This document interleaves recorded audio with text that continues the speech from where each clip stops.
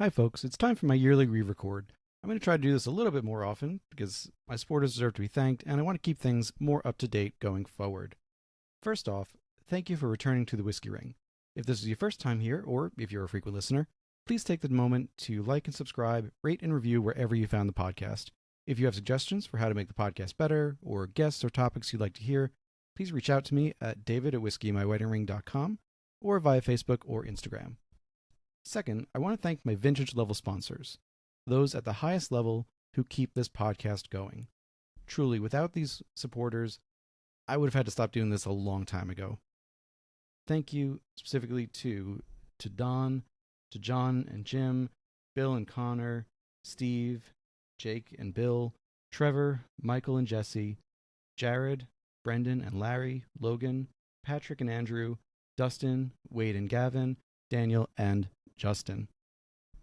Thank you all for supporting, listening, telling your friends about this podcast. Cannot stress enough how much you all make this possible to go forward.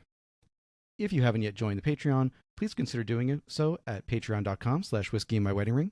You can support for as little as $5 a month, where you can have access to ad-free episodes, and will also have priority if a vintage spot becomes available. Those spots are strictly limited, so if a spot becomes available, you're going to want to be the first to know. Lastly, going forward, I am trying to be better about posting show notes for each episode on my website, whiskeymyweddingring.com. These show notes will have links to websites and socials for my guests, and will also have additional information not in the interview, including reviews and tasting notes whenever possible or relevant. Thank you everyone for listening, and I hope to have you back as a listener next week. Hey folks, welcome to a new episode of the Whiskey Ring podcast. Today we're going back to a state I've only visited once before on the podcast, and that is Alabama. As we talked about on that episode, which was with Dread River Distilling, there's not many distilleries in Alabama or in the Deep South generally. And so when you come across one that is of interest, that piques the interest, I feel like it's incumbent to take a look at them, see what they're doing, and bring a little light on them. So with that all said, I'm thrilled to welcome on Jimmy Sharp. He is the founder, distiller, most likely when all this stuff happens, man of all trades at the facility. Right. For John Emerald Distilling Company. So Jimmy, welcome on. Thanks for having me. Glad to be here. So I will kick it over to you to start off with the origin story of John Emerald Distilling. Sure. So me and my father started the distillery. We're about 13 years in now. Well, actually, we're about to hit 14 actually, but we started in 2013. But we started it predominantly because, well, it's an idea we had been kicking around for the better part of a decade. And I had a subcontracting company before this that I was on the road pretty extensively, only at home like a weekend every month. So when I think I was in Brazil, and I got a call saying, my wife letting me know that we're expecting our first child. So I thought, well, hey, that seems like a good reason to get off the road and pull the trigger on this distillery idea. And so since family was sort of the catalyst of getting started, we themed it around our family as well. So John Emerald is my grandfather's first and middle name. Many of our different products are named for different ancestors, like our Elizabeth vodka's named for my great-grandmother, Hugh Wesley's gin for my great-grandfather, so on and so forth. But then we decided we were going to pull the trigger and start moving towards opening. I hunted around. We started just going everywhere we could to find whatever training we could, or just access to this, that, and the other. And I managed to part of that, which was lots of different seminars and workshops and anything we could put our hands to. But I did get a brief internship in Scotland at Springbank Distilling in Campbellton, Scotland. So I went there and worked a little bit, and basically two-a-dayed it for about a month or so. And that was probably most of my direct hands-on training. But then we came back and got started. And we started with the single malt whiskey, which is a little unusual for an American distillery, craft distillery. Obviously, most people are coming out of the gate with bourbons and things like that. We did a single malt for multiple reasons. One is I did most of my training at a single malt distillery. And then secondly, I was always a Scotch drinker starting off, and going into as a consumer, as a whiskey enthusiast. And that was also related to our family, because I got interested in Scotches while studying my family history, which is Scottish. And you can't learn about Scotland without learning about Scotch, right? So it kind of that was my entry point to whiskey through that. So that all kind of fit together with the family theme, and also just my personal preferences and things. So we endeavored to make one of the first single malts in the U.S. Not the first, but among the first. And also, we are the first legal distillery of whiskey in Alabama since Prohibition. So we're proud to have that little piece of history under our belt as well. What did just to jump back a little bit because as I said, we've only talked to one other distillery in Alabama. Pre-prohibition, as far as I remember, there still wasn't a huge whiskey distilling presence in No, Alabama, but there was some. What did that kind of history look like, or did that history impact how you built out John Emerald? I can't point to any specific distillery that existed pre-prohibition that I had any. There's not a lot of data. I couldn't find a single brand. I know Jack Daniels spent a brief amount of time in Alabama, also because of prohibition, because Tennessee did it before, implemented it before Alabama did. They moved to Birmingham, and then I'm not sure how long, but some amount of years, like a brief amount of years, like one or two. Then Alabama said, "We're going to do it too." So Jack Daniels was like, "Well, crap, we just moved all the way to Alabama, and now we don't know where to go." So they got, like everybody else, they got shut down, I guess, and ended up back in Tennessee, obviously. Other than that, I hadn't had a lot of success in finding actual brands that existed pre-prohibition. We just stated that way. It was said that we're the first since prohibition because I can't confirm nor deny that there were any outside of Jack Daniels that was functioning right before prohibition. Partly it's probably just because the economy in Alabama is small, is my assumption, that there weren't any major ones established, and the people that made whiskey were probably mostly just farmers making what they made off their excess, grain and each year or something to that effect. So something akin to moonshine is what I would imagine. But that being said, we definitely weren't like patterning it after any specific distillery that existed before us or drawing from that. We were mostly kind of plowing new ground for the most part. So I think you pretty much answered this question, but so no extant pre-prohibition Alabama whiskey that you could taste and try to recreate in that case. Not that I was able to get my hands on. That would have been awesome to have been able to taste that. I would have loved to got my hands on some of that.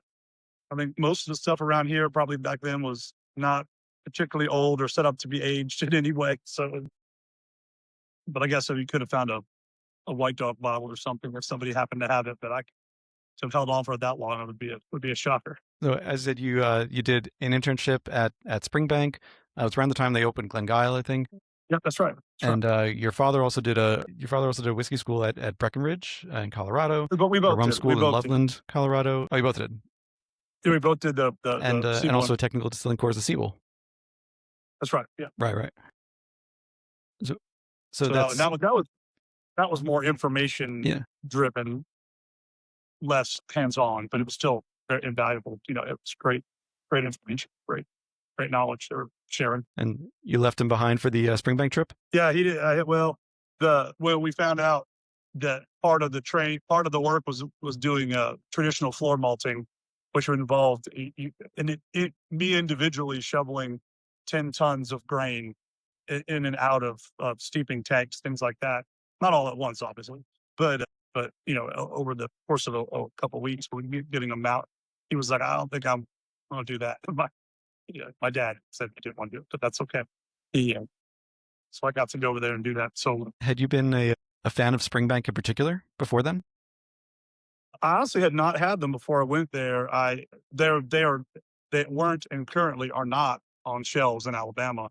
Not that I couldn't have found them other places, but I discovered them while I was hunting opportunities to go learn and put my hands to the work. And I wanted to do as much of the physical labor and the work itself before I opened up. And, it's one thing to tinker around your garage; it's another thing to do it at a commercial scale.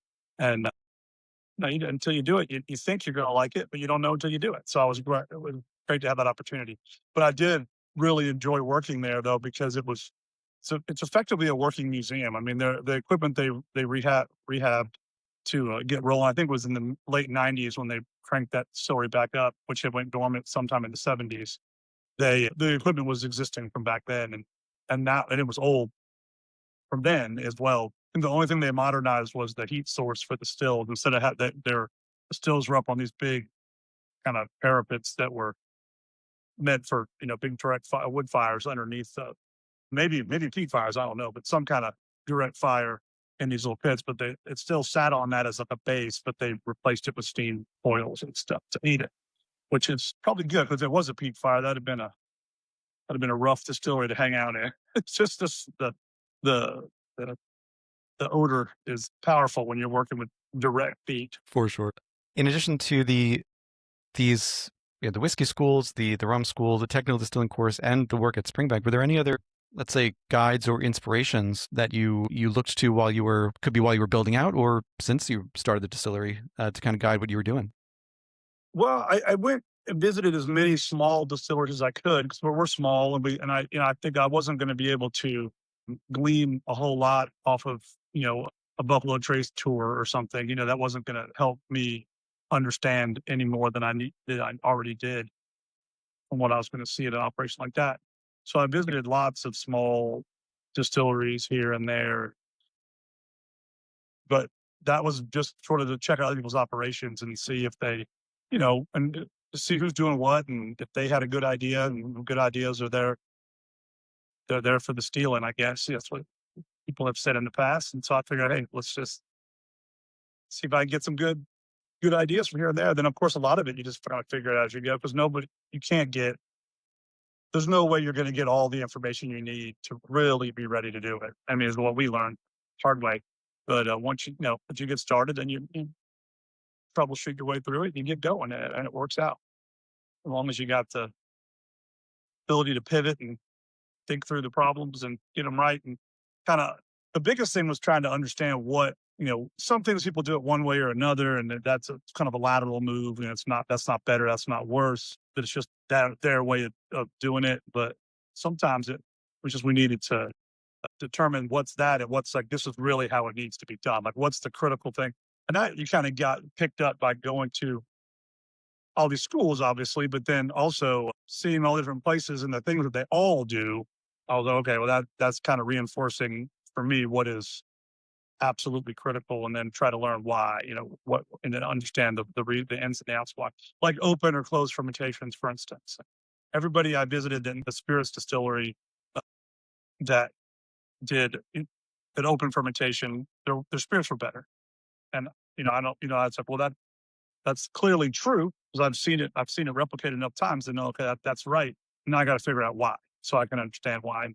And I think I know why now, but that's, just because the yeast, if the open fermentation yeast is competing with, it's in a state of competition with other bacteria and things like that, which makes it metabolize slightly differently, which affects some of the flavor outcomes. Where in a closed fermentation, it's almost too clean, I guess, is a way to maybe one way to say it. And the the yeast are a little too pampered and they don't metabolize the same way, and therefore they, the flavor profiles that the yeast is offering isn't quite as beneficial to whiskeys. It's the same reason I think if you did an open fermentation for beer, it's going to be awful because it's the fermentation for beer is it needs that closed, super clean fermentation. Of course, they also go to a secondary fermentation, which at that point, well, if you have bacteria in there, then you're done for. It's the yeast are going to wane off, and the bacteria is going to take over and ruin it.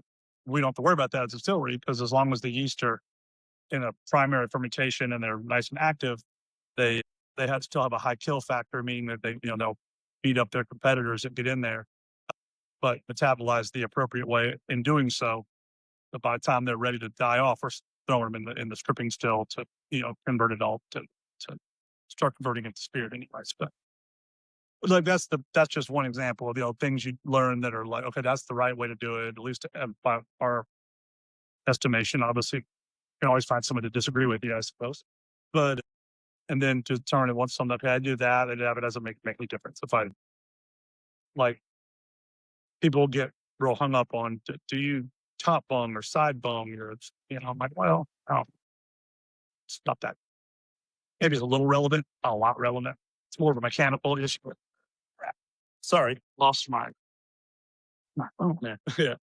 Yeah. So like I said, there's those things that are opinions and things that are facts. So I'm just trying to determine which is which so we can, move forward as confidently and we're still learning. There's always something else to learn, that's for sure.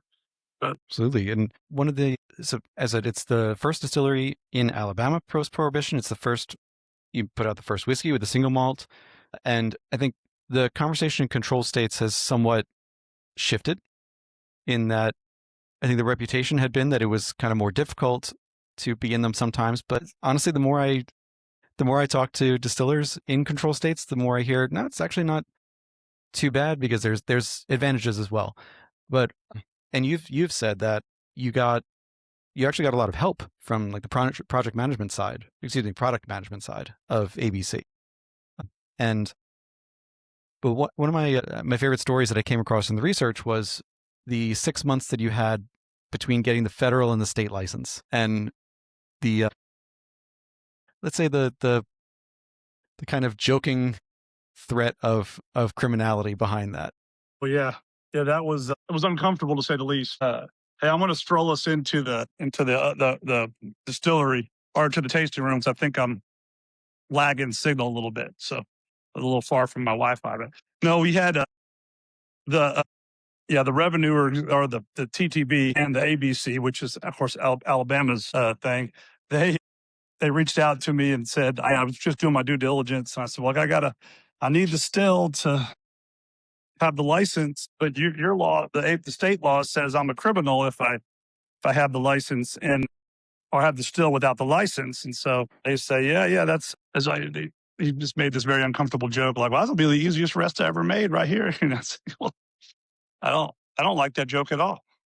It's like maybe we could take a little break on those kind of things. But he was kidding, so Did it was they? all fine with that. And that's good at least. But I mean, you got to say it went dry in 1907, as you said before, nationwide prohibition, well before legal whiskey production stopped. I think the last one was 1915, was maybe when production stopped. And so I would imagine, when you come around in 2013, there's not a lot of guidance in place for, okay, we have a distillery up and running in our state, let alone the counties and lower municipalities, to what you need. So did you have to work with the state, with the ABC, to really, I guess, not only update laws but also explore what laws needed to be put in place or regulations needed to be put in place? Yeah, some more on the county and city level. They'd like, we don't have a license for this, so what do we do? And so they were very good to help us out there. And our city, Opelika is where we're at in Alabama, and they were very motivated to help us, get it going.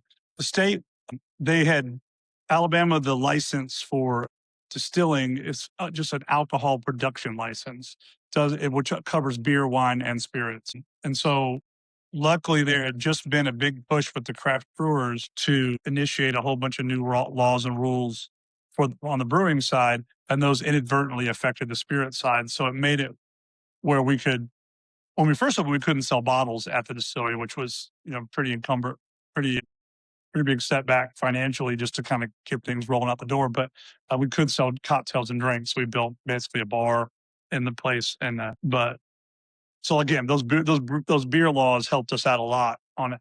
And we've recently got some law. We started a guild in Alabama. Dread River's part of that guild. Probably John Emerald and Dread River are probably I mean, we're collectively the cabinet. I don't know, is that the right way to say it? We're the president and the treasurer of the between us of the guild. So we pretty much run the thing for the most part. And we did get a bill passed, which our first year in existence we were excited about, which is going to it's going to allow us to sell beer and wine in our tasting rooms that we don't make, which is just a nice, help us. The more of that kind of stuff we can do and do events and things like that, it'll help us fill that many more barrels and just be able to wait longer, and keep the bank account happy while we're doing it. And then it's going to allow us to sell bottles at festivals and things like that around the state, which is going to be a real nice little addition. But it's little small victories. It's in a control state. You have to just kind of just slowly eat the elephant one bite at a time, kind of thing, and get what you can. But yeah, I hear you. And it's worth mentioning Opelika because that's you had originally looked at Montgomery as your base of operations, and that kind of fell through for one reason or another. But then you went to Opelika, and there's the mayor at the time was very welcoming, and you found a site, an old cotton warehouse, I think. Yep, that's right. Yeah. So at the time, you'd said that there was this downtown renaissance that was underway and just getting started. I'm always interested in the local impact of a distillery. So what has the local impact been of John Emerald's Distilling coming in and joining that renaissance? Yeah, I mean, I think we definitely kind of kept the ball rolling for the city as a whole. The tourism element of the distillery has been big for the area. I know we probably pull in about, probably roughly 100, approximately on average, about 100 people a week that are coming into town for tours at the distillery, which obviously they're coming to town, they're going to go eat lunch somewhere, dinner, what, depending when they come in. And that's, good for the area. The Auburn Opelika, we're very close to Auburn University, and Auburn Opelika Tourism Department. They utilize us a lot, which of course it's a very symbiotic thing. I mean, I think they see us as an opportunity to have something to showcase and things like that in the area, but then they're also helping us sell stuff, helping us sell booze. So that's again, it's a pretty good 1-2 punch, I'd say. But it's good. Yeah. With that, I'll move into some of the products. So as I mentioned to Jimmy before hitting the record button, Jimmy has very generously shared a number of his products with me to taste. So I will, post about those and we'll speak a little bit more about them throughout the interview. So as you mentioned earlier, Jimmy, the first one he came out with was the single malt, and you kind of answered one of my questions already, which was, it would be unusual to start with a single malt. Most craft distilleries do start out with a bourbon, really, unless the area is known for its single malt to begin with. And for you, it wasn't just single malt; it was single malt smoked with peach and pecan wood. So was there a plan to? So it sounds like to me that the plan was from the beginning to use these kind of local fruit and nut woods to smoke the barley, as opposed to doing kind of a quote unquote straight single malt without any smoke to it. That's right. Yeah, we wanted to do. Our goal with all of our products is to be ground to glass. Meaning, for us, that means we're having a relationship with the grower on to some extent, whether it's we contracted them to grow something for us or they already grew something that we like. But regardless, we're getting it straight from the farms, and that's true of about 90% of our raw ingredients right now. And barley was certainly the hardest one to accomplish on that one. But we and so we don't have peat in Alabama, so we thought, well, let's make the best approximation of what the kind of whiskey we like, but using what's available to us locally. There had been a grain program going on at Auburn University, which is a very pretty big ag department, and they were researching different barleys that would grow in the deep south. The idea being there used to be a lot more varietals of barleys that grew all over the country, but they were predominantly used for alcohol production. So when prohibition came around and alcohol went up, the farmers just stopped growing it. So the assumption is a whole lot of types of barley were lost to history because of that, like certain varietals and whatnot. But I think they found it's over 50. I forget the exact number, but it's some number of varietals that would grow in the South. At the time, they were looking at which one would malt well, and obviously, the beer industry was bigger all around. So they were looking at it predominantly for a beer situation. But I mean, most of the barleys you could use for beer are perfectly suitable and even great for whiskeys. It's just how you malt it has more to do with whether it's better for beer, better for whiskey. But we got involved with that, and we were able to kind of jump in on it. And there's a varietal called Calypso that they were having luck with in North Alabama and South Tennessee. And then we found a malt house out in North Carolina that would take that malt and we're malting it. And we used to smoke the grain. We used to cold smoke here, but as we evolved, we realized the maltsters, it's Riverbend Malt House. It's a craft malt house out of North Carolina. They had the ability to smoke it for us, and their equipment's a little better suited for it than my little homemade jerry rigged stuff that I was doing. But anyhow, so we started getting the peach and pecan wood to them to smoke the grain for us. And then we're only smoking 20% of each batch of the grain. So 80% is not smoked at all. 20% is smoked with 50 peach and pecan wood. And that way we get a little more, as much terroir in it as possible. And it's important to us that our products are not just distilled locally, that they're distilled from local as well. So that's a true, real good, true sense of our area and what the ground gives up here. I mean, I have the special reserve of the single malt whiskey, a special reserve bottle to cask strength with me right now. It's at 58%, 116 proof, and I would say pleasantly surprised that the smoke is not overwhelming. No, no, For very me, much. yeah, it's very modest. The wood smoke can be great. It can also be really overpowering. In the same way that peat can be overpowering, where it just blows out any other flavor of the barley in particular. So you said the ag department with Auburn you guys have identified this Calypso strain.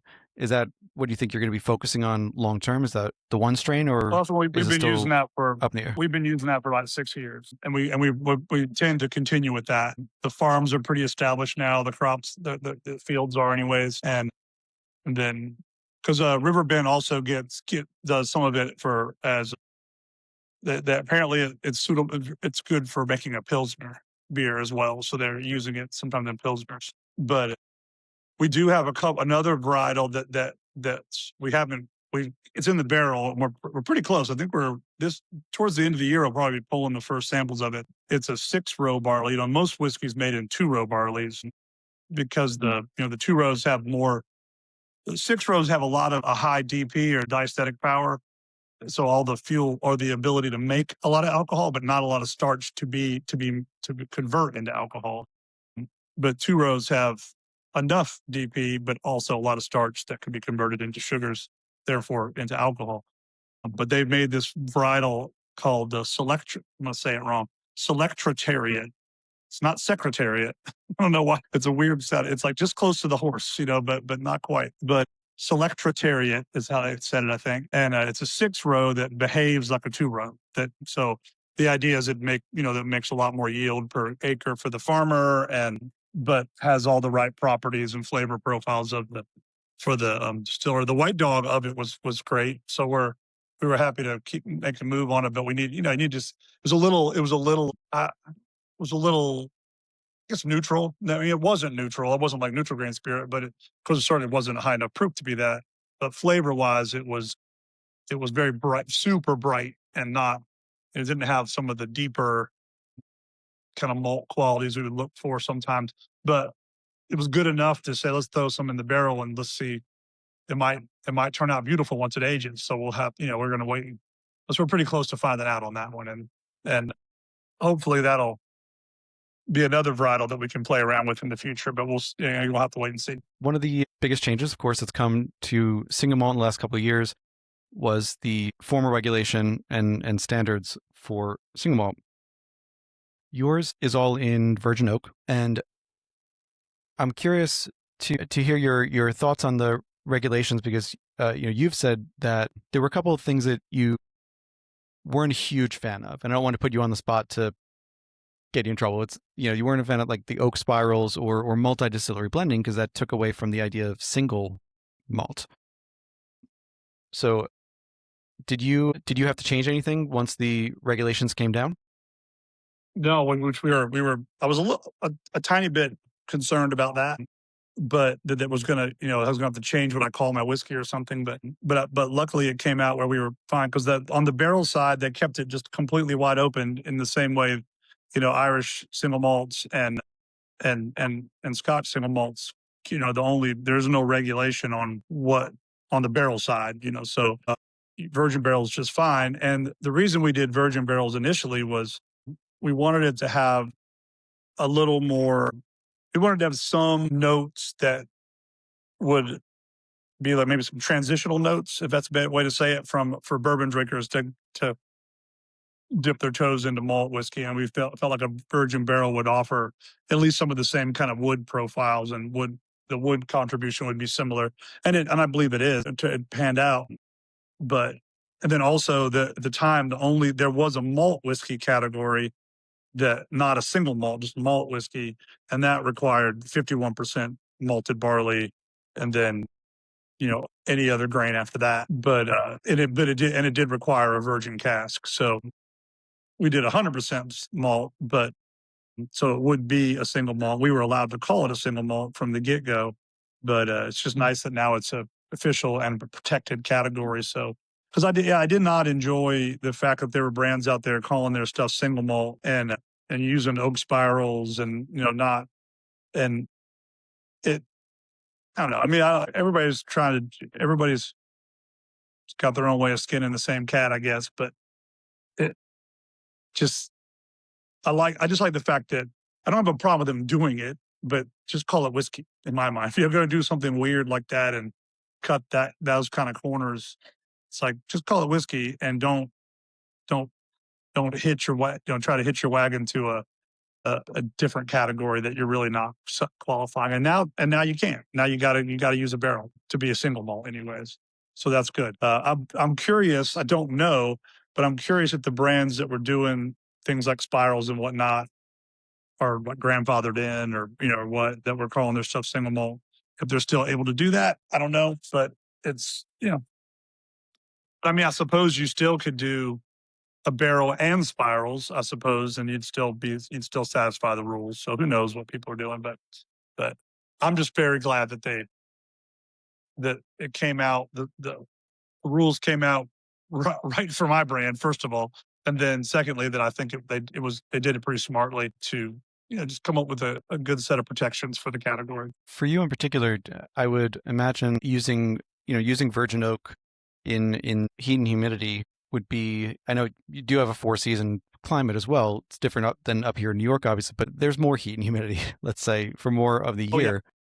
Did you have challenges, for lack of a better term, in controlling that oak influence?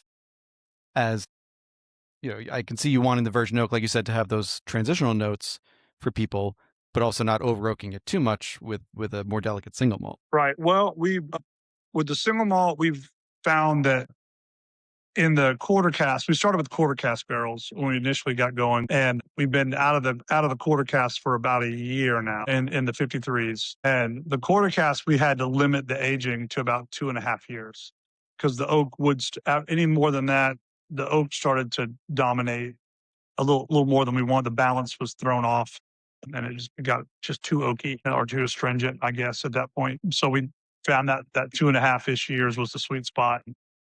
And then if it was when we got in the 53s, we found we've been able to go. We've got a couple barrels that were kind of our canary in the coal mines to find out. And we haven't had much problems with it. We've been doing the lower char, so we went from a 3 to a 2, and that seems to chill it out a little bit, as well, and keeps us maintain that balance. But we've got stuff as old as 7 years old right now, and it's just getting better and better. So like I said, we've got those few barrels are like just sort of our, we're going to see how far they can go until we just can't stand it anymore. We got to put in a bomb. But what I've learned, even with some bourbons that we were about to release that we haven't released yet, that'll be released. The first one will be our first bottled in bond release coming out this fall, or about late September, early October is when the barrels are ready.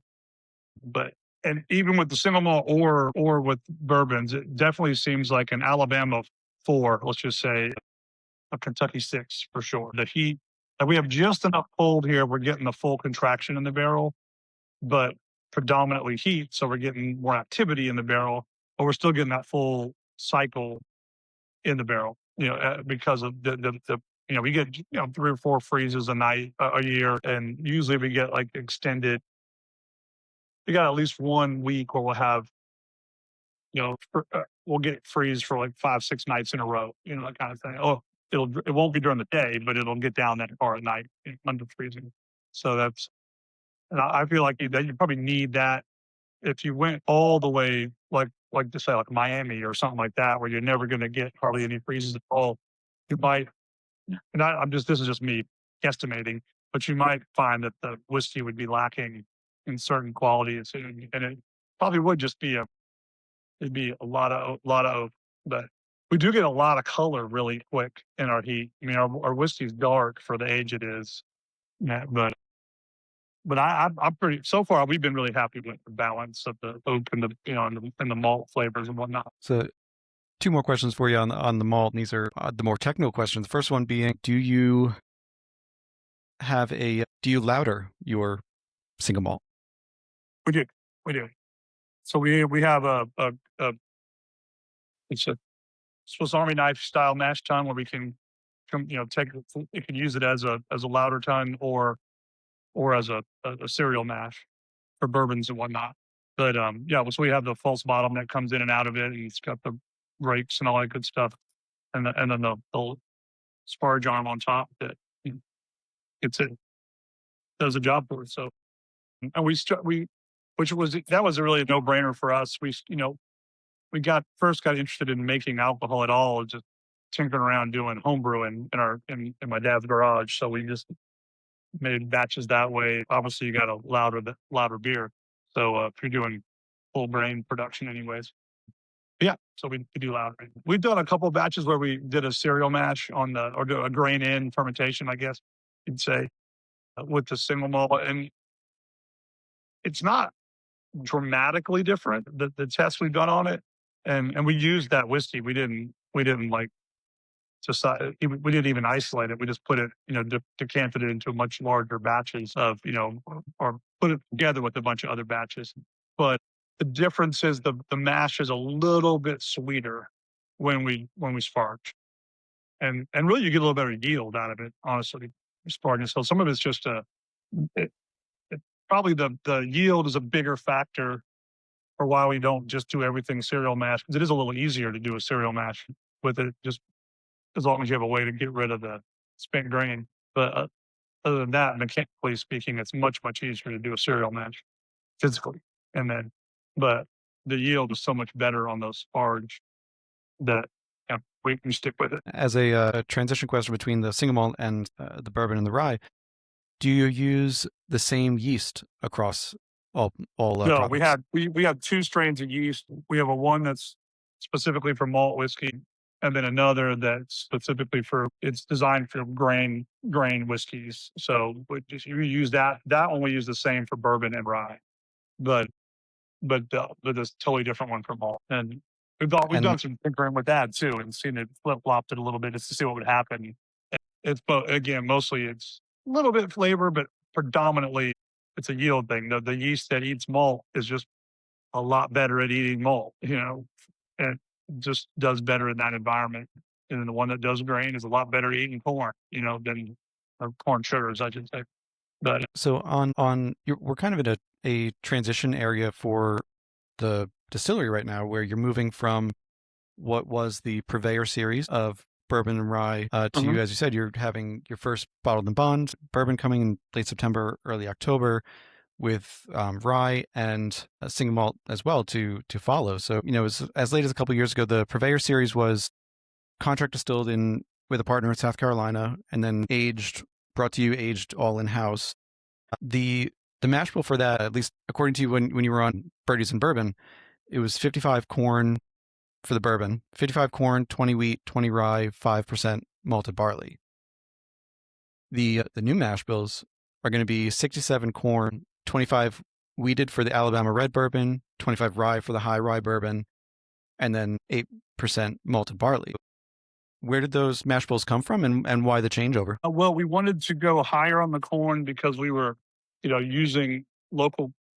Well, the corn's all coming from one farm in here. We're in Lee County, is the county we're in, and so the farmer's in a town on the other side of the county called Beauregard, and we are working with them. So we wanted to feature the corns, and with the wheated bourbon, we're doing that's the bottle and bond. That's a Bloody Butcher corn.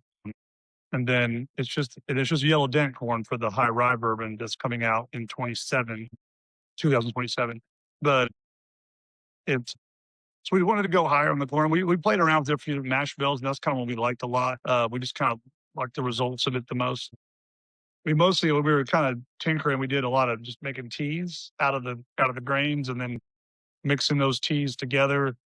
different ways and what we thought, just to give us sort of like obviously you're not going to know what it's going to exactly taste like, but you get some snapshots of what it might offer in its final deal. So that's one way we kind of, excuse me, it's one way we kind of came up with some of our ideas of what to go with.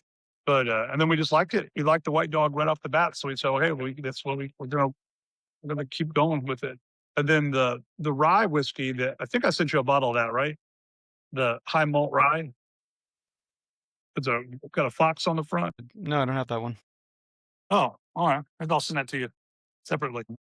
That one we just did one barrel of. We just basically I did a barrel tasting with a bunch of we have a barrel club where people get to come in and they basically bought shares of the barrel, and every year we pull a sample and they get to come in and see how the whiskey, uh, particularly that Ball Bond bourbon, they get to see how it's aging and how it's coming along, and we keep a bottle from the previous year so they can see how much it changed in one year. It's kind of a fun little gathering every year.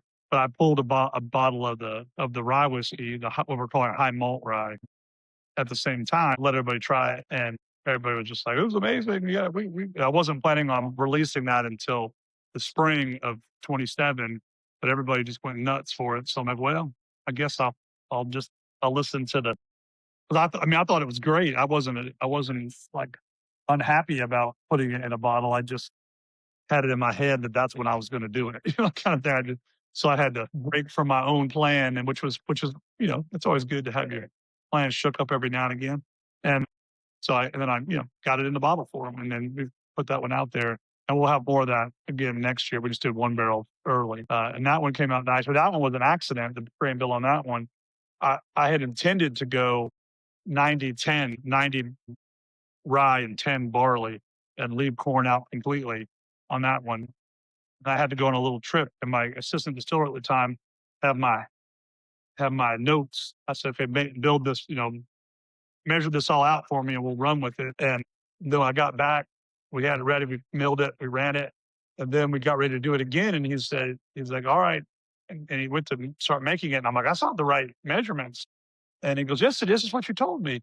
And then he showed me my note, which was absolute chicken scratch. So I realized it was my fault, not his, but he did 2/3 rye and 1/3 malt, and but it came out so pretty. We're like, okay, I'm really glad we messed this one up because it came out super nice. So we just started to call it a high malt rye instead of a high rye bourbon or something else. So it's like that kind of thing. And so yeah, so we just we've come up with most of our recipes all sorts of different ways, but that's how we came up with that one, anyways. Just messing up. What was the decision like to go from a 4-grain mash bill in a single, just speaking for the bourbon, a 4-grain mash bill, to having two separate bourbons, one being wheated and one being rye based? Yeah, I just wanted to kind of focus in on the like more specific categories, so like we could let a wheated bourbon really do what a wheated bourbon does, and a high rye bourbon do what a high rye does, and maybe just not try to do all with the purveyors or blended bourbon. The idea was maybe let's try to make a universal bourbon, if you will, I guess was the idea.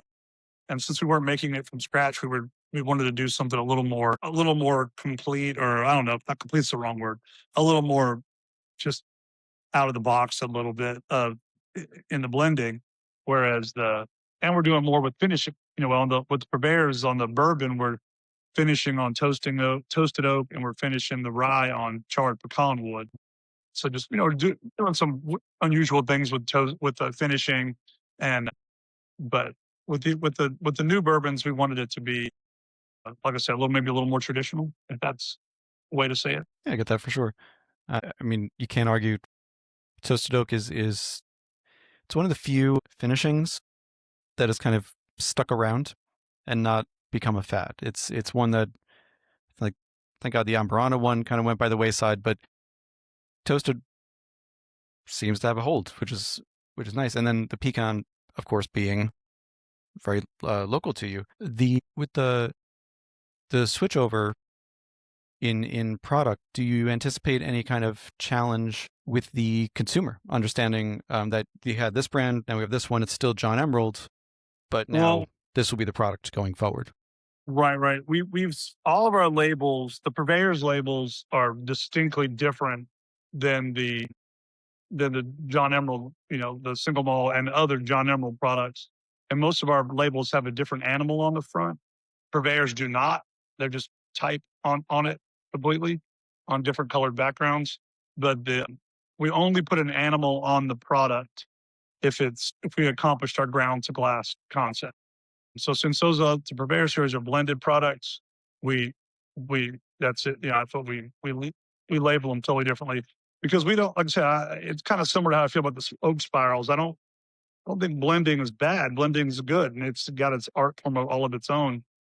But I think what's not good is when brands are a little too sneaky about it. They don't want to let people know that what's made in house and what's blended and or if they did make anything in house at all. So I just like we wanted to make sure we were being as transparent as possible with the products that were blended, and I think we kind of baked that into the cake, at least design wise, to help the customer understand the distinction between the two. And the word purveyors is way more prominent on the label. It's sort of like stated in a way that it's like purveyors series, little by John Emerald Distilling, so it's a little smaller, where everything else, John Emerald's a lot more prominent across the bottle, just to kind of help make that distinction. Now, I want to make sure to devote a little bit of time to the non-whiskey spirits that you've got. So I have two types of rum that I'm going to try. We have a vodka as well. You also make gins and liqueurs. And I'm particularly interested to try this fig liqueur. I love figs.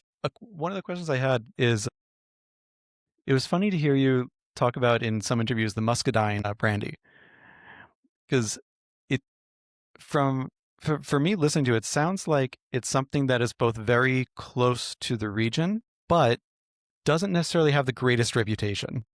That's Muscadine right. wine, I should say. Yeah. Yeah. So what is muscadine wine and what is its import to you and to the region, you think? Right. So muscadines grow everywhere. They grow wild all over like if you go into the state park nearby, there's if you know how to recognize the vines, you'll see that they're literally everywhere. They don't all make grapes, and especially in the wild, because if they do, they're consumed pretty quickly by wildlife. But people grow them obviously all over the place, on trellises and whatnot, just like any other grape. So a lot of people kind of grew up around in the South, grew up around muscadine grapes, and they have some nostalgia for them because you can just run around and pop them off the vine and eat them, that kind of thing. But they don't, and so people make wine out of them. But typically the wines are kind of cloyingly sweet, mainly because the grape itself does not have a high enough fermentability or high enough potential alcohol in it to get to this, typical, 13 to 18% alcohol for wines, where it's only going to hang out at about, you might get 5 or 6% out of it. So what most muscadine wine producers do is they add sugar. So you ended up getting, to me, just straight fermented table sugar is probably about the worst quality alcohol as far as taste, alcohol taste you can get. And it does, I mean, of course, it still has the grapes in there, it's adding something to it. But if we're making brandy out of it, we're fine with 6%, and whatnot. We don't need to go to higher than that. So we have the different muscadine wineries make us these batches of wine that are no sugar added, and then we just distill it into brandy. And one of my sort of my goal was, because it's such an abundant crop in the area, was to try to figure out it just deserves a better product. It deserves to be consumed in a way that that people can enjoy. And I don't people that grew up on muscadine wine, they like it, but people that like wine don't like it. That kind of thing. It's because they're just, like I said, it's like Kool-Aid with dirt in it. That's how I describe it. It's like it tastes like a very Oof. earthy Kool-Aid. If that can make it, but just as sweet, but kind of weird and funky tasting. But the brandy's lovely, and we're excited to get older and older versions of it. We don't make a ton of it because there's just not a big market for it. But I think as we got it, we're about to bottle our oldest stuff yet, and next when I can get it, when I work it in the schedule, and it's ready to go. But then that'll be a 4-year-old muscadine brandy, but it's 4-year-olds in used porter casks. So It's had a lot of surface contact and all that, but it was also barrels that had once aged single malt. So it was able to go longer, even though it was in a quarter cask to go that extra time, but it had been used once already. But no, so I have, it's kind of like I guess I sort of treat it almost like a side project, the Muscadine brandy, but I feel like eventually it's gonna hit and I'm gonna be regretful that I didn't make more of it because I really enjoy it. I think it holds up. It's got a stigma and people, it's funny. I've sent every once in a while, a package store in California that's in the San Francisco area that's gotten a few cases of it, and every time they get it, they sell through it real quick. I think people see, ooh, muscadine, what the heck is that? Like what? It's like seems exotic maybe if you don't know muscadines, but if you put it in the shelf here in Alabama, they're like, ooh, isn't that nasty stuff my drunk uncle makes all the time? So they don't, they kind of shy away from it a little bit. So it's definitely a little bit of an uphill to get locals to give muscadine a second shot. Yeah. And with in addition to the muscadine brandy, you also make, as I said, you make at least two types of rum. And I'm saying two because one's the agricole and one being silver rum that is also aged. If there's not much of a whiskey distilling tradition in the area, there's even less, it seems, of a rum making tradition in the area. What inspired you to make not only rum but two different types of rum?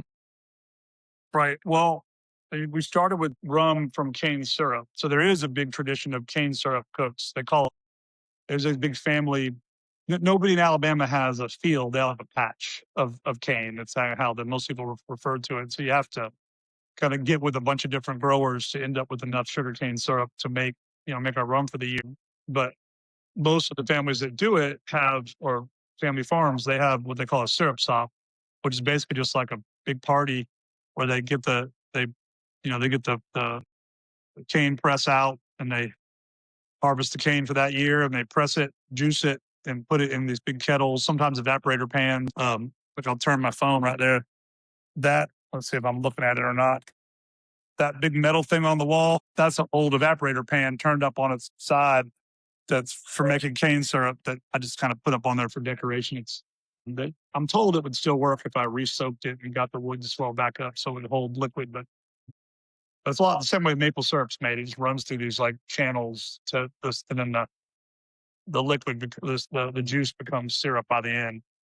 But anyhow, we go to these parties and they cook the syrup, and everybody shows up with their old, you know, Jim Beam handle bottles to get their allotment of syrup for that time, and then the I'm sure some of the family members are annoyed that we're there because we're trying to buy off as much of it as we can and take away gallons and gallons of it as opposed to getting our fair share.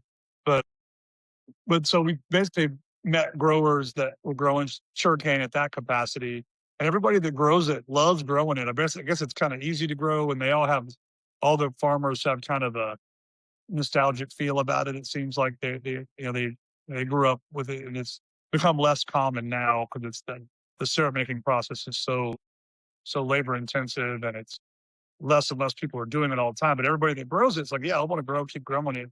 So we got ourselves set up where we can do our own little syrup stop here. We don't do a party on it or anything, but we planned to one year. But I wanted to kind of push shit my way through it a few times before I did it what everybody wanted me, you know. But so we might this fall. I don't know. We'll see. But we're cooking and making our own syrup now. And then one of the growers down in South Alabama or further South Alabama, which is where the further south you go, the better it grows. Obviously, he said he had a couple acres left over, and last year he started with just a quarter acre for it. And he said, I'll grow it, but you got to come cut it. So I was like, quarter acre, how hard could it be? I'll get our machetes out and we'll go down there. I got 4 buddies and we all drove down in the morning. It took about 2 hours. But we basically got there. We were swinging knives by about 9 o'clock, and we literally didn't stop swinging until about 8 o'clock at night. And we were finishing up by truck headlights, just try to get done and haul it all back up here. And there's a local guy that's got a cane press that he pulls out for me, and we press it. But with Agricole, you have to press it pretty close to the distillery. So this is the first year we got that figured out. We're just the logistics of it to get it pressed and then get it into our fermenters quickly before wild yeast starts to act on it. And so we were able to do that this year, and we did a batch, and it came out delightfully funky, like Agricos is supposed to be, and really big. It's got a big, big nose. You open the bottle, and just the room smells like it almost immediately, and it's good. We're excited about that one. So next year we'll have something come out of a barrel. But so this year all we did was a blanc of the Agrico. But so the Agrico is just an extension that we were planning to do for years, but hadn't quite got it done yet. But that's so we had done the silver, and we do a spiced version of it and an aged version of it with the silver rum, and then the Agrico is a new addition that we just did this year. And it'll be very like even small batch to us. I mean, everything we do is small batch, I guess, but it's extra small batch, I guess we'd say, on the Agrico side. I did get to taste the rums before the interview, and the quote unquote, let's call it the more classic rum or the regular non-agricole rum was it's very gentle. It's very, I could see that as a good transition between a bourbon drinker going over to rum, particularly the aged version of it.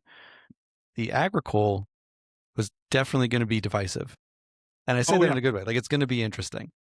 You know, it's definitely not familiar with it. I've had a couple of agricoles, and each one smells different, tastes different. Oh yeah.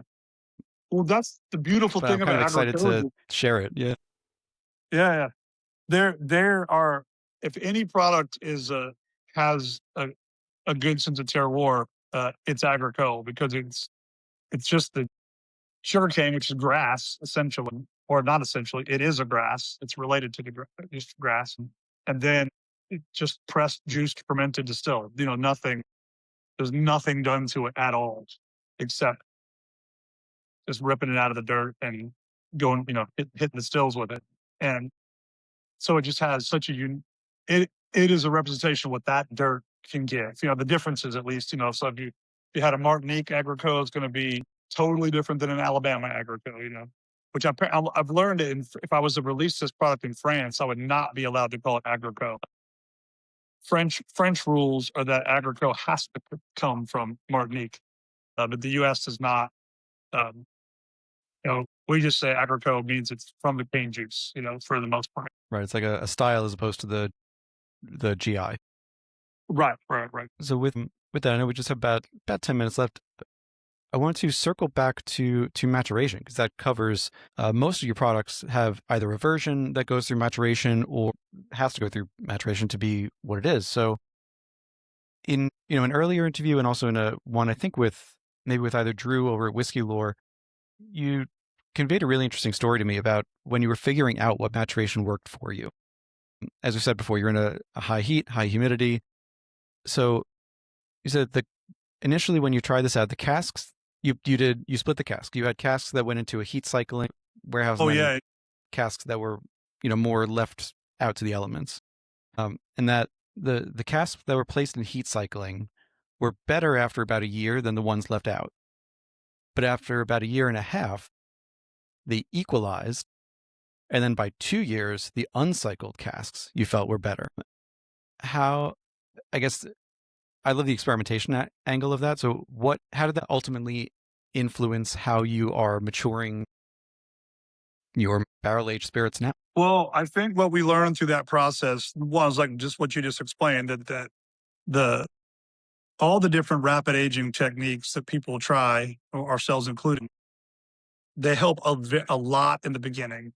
Small barrels, temperature cycling. I know I've heard people playing like bass music to vibrate the barrels or things like that. Like different, all kinds of crazy ideas on how to speed up that, because all you're really able to speed up is the surface contact. The temperature cycling, we were thinking, okay, well, because what drives so you're charring the wood, you make the aldehyde by charring the wood. You add the alcohol that combines with the aldehydes to create acids. Then those acids convert to esters. Then the acid formation is the easy part to accelerate. Small barrel does it. Shaking the barrel in any way you can certainly increases that. But the esters don't form until you go through the temperature cycle, the season cycles, when it, because of what the pressure change and oxidation are catalyzing those acids, are catalyzing the process to convert the acids into esters. And so our thinking was, why don't we just, try faking the season changes? And these were all in quarter casks. So there was apples to apples on as far as the size of the barrel. And yeah, that beginning part, they were more complex, for about the first year. By 2 years, there was not a lick of difference. And then by 3 years or after, maybe like a year and a half, there was really no difference. And then by two, it was the stuff that left alone better by far. And it's yet another time I've learned the very humbling truth that the less I touch it, the better it is. The less I mess with it, the better things turn out. It's like I gotta just get the heck out of the way sometimes and let it do what it does. But the so I just think all those rapid aging stuff is just there mostly to accelerate extraction, the acid formation of the extraction of the oak. But there's very little you can do to improve ester formation. And that's what you really want. That's what you need the most of.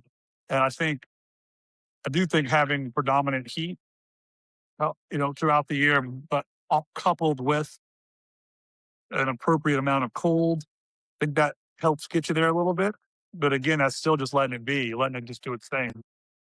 And we just kind of learn that along the way that it's, there's only, it's just time. And that's, as a young distiller, you don't want to believe that because you want to believe you can do something to get your product to market quickly and get people to enjoy it. And of course, one of the dangers as a young distillery is you're sitting there looking at it and you're tasting it along the way, and you start like your baseline of what it was to what it is instead of what it was to what it needs to be. And so you start to, it's easy to like go, hey, no, I'm like, it's so much better now. It's ready to go. Oh my gosh.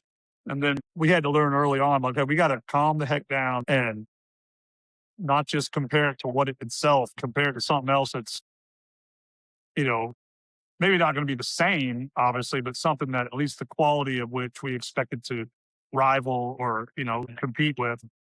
So just like try to get out of our own bubble as often as possible. And, I think that's one of the worst things a distiller can do is getting too high in your own supply kind of thing. You gotta reach out to other things more often and taste as much as you can and keep yourself. But at the same time, you can do too much of that and you can get too busy trying to chase somebody else's flavor profile or trying to make it taste just like this or just like that. And there's not a lot of end game there either. It's like, it's not a lot of advantage in making a really, really good copy of Maker's Mark that's only $10 more a bottle. It's like there's not a lot of use to that, nor does the market need that. No, that are the consumers. They don't want that. They want something new. They want something different. You gotta put your own on it. But it's all balance, right? It's a balance how long it's in the barrel. It's a balance how far one way or the other way you go with it. It's just a matter of getting it how you think it ought to be and trusting that if you like it, if somebody else will like it too. So with that, I'll pull it back to the 30,000-foot view for kind of the last question, which is, what do you want the John Emerald Distilling Company legacy to be? Well, I mean, we want to be, we are the first whiskey made in Alabama. Obviously, we want to be able to keep our mark on that, as that we kind of kicked it off and we're setting the stage for what it is, what Alabama whiskey is or can be. And we'll see what happens when, down the road when I'm not doing it anymore, if my kids want to take it over or, somebody else wants to run with it. But we're not in a hurry to grow. We're not in a hurry to be the biggest distillery by any means, but we want to just kind of keep doing what we know is the right way to do it. And which is obviously an ever evolving way. You're constantly learning and changing your perspective and what it is, but ultimately just to be continue to establish and reestablish the brand going forward and just keeping our little nook in the market and growing it from there. That's kind of the goal. And just have fun making whiskey. Love it. Well, Jimmy, thank you so much for generosity in sharing all these samples and taking the time to chat about John Emerald Distilling Company. I really enjoyed tasting through the ones I've tasted through already, and then I'm going to get into the rest of them hopefully tonight. Like I said, I think of all of them, I really am looking most forward to that fig liqueur because it's so not a lot of people do I that. used So, to and I I like used to say weird it things. was What can I say? I I used to make a joke when I was doing like a tasting somewhere, and I'd say it's officially the world's best fig liqueur because it's the world's only fig liqueur. Until a German lady tore into me, like almost violently about the. I was like, "It's just a joke, lady. I'm just joking." Apparently, there's a fig liqueur in Germany as well, and I, claimed that we were the only one, and she did not enjoy that statement at all. But it is rare. There's Because only of a course couple in we're the all going to planet. know that. Yeah, Yeah, we're all going to know that, and I'm betting it's not in your local market. It's probably it not is even in the not. U.S. market. So I'm not aware of what? it anywhere, but No. But anyway, Jimmy, hang on with me for just a sec after recording to close some stuff out. Thank you, everyone, for listening. Please do rate, like, and subscribe wherever you are on whatever platform you're listening to. Let's keep those 5-star ratings going on Apple Podcasts and Spotify, among others. And I will see you all next week. Cheers.